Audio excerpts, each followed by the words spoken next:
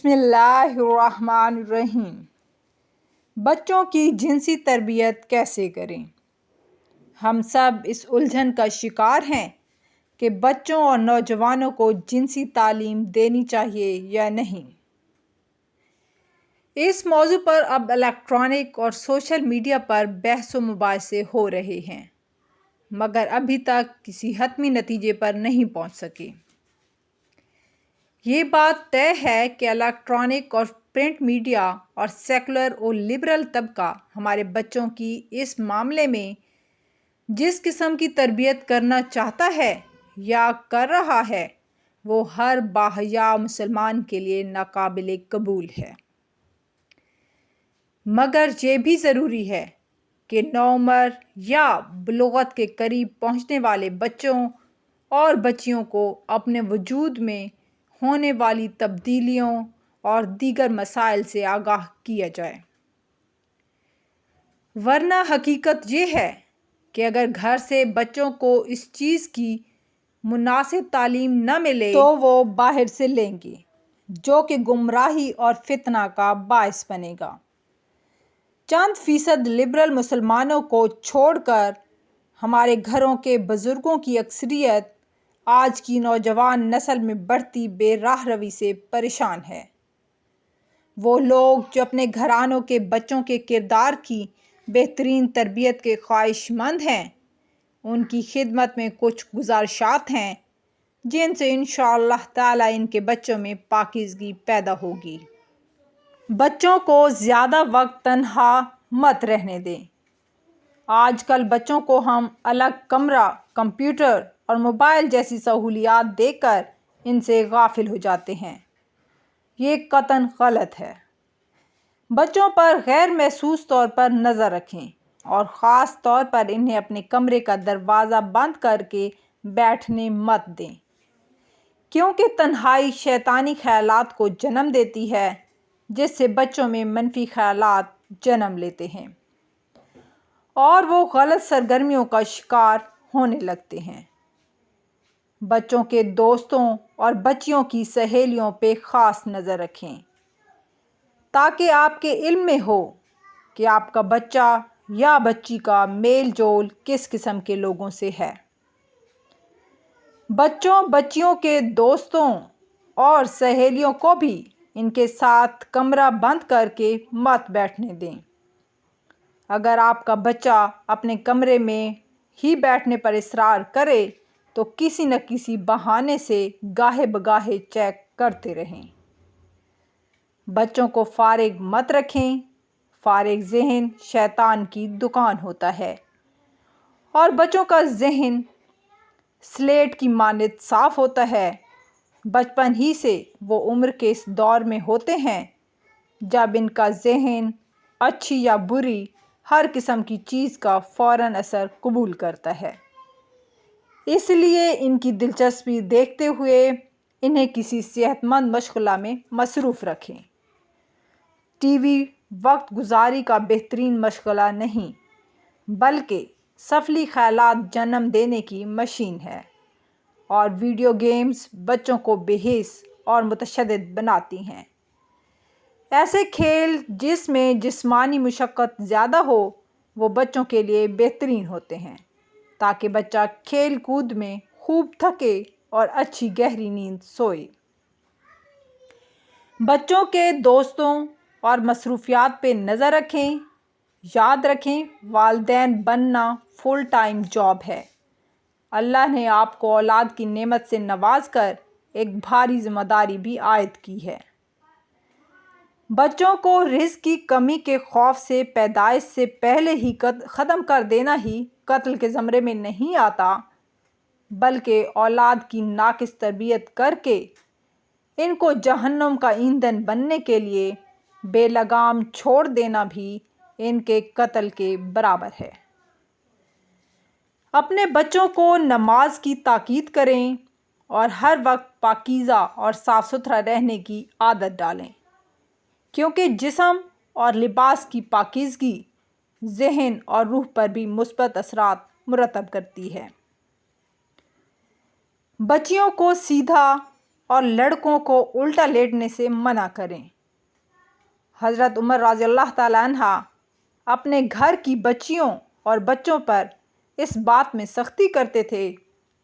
ان دو postures میں لیٹنے سے سفلی خیالات زیادہ آتے ہیں۔ بچوں کو دائیں کروٹ سے لیٹنے کا عادی بنائیں۔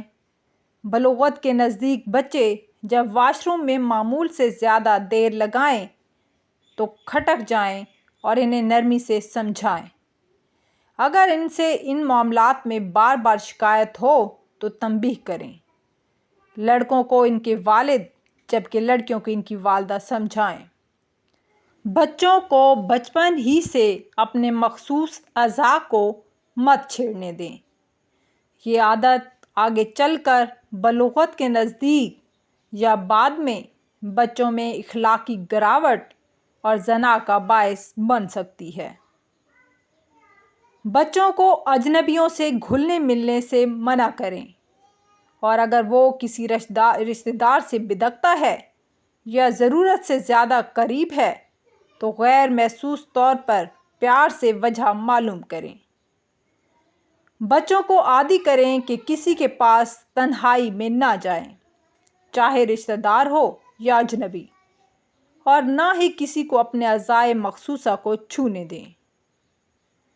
بچوں کا 5 یا 6 سال کی عمر سے بستر اور ممکن ہو تو کمرہ بھی الگ کر دیں تاکہ ان کی معصومیت تا دیر قائم رہ سکے۔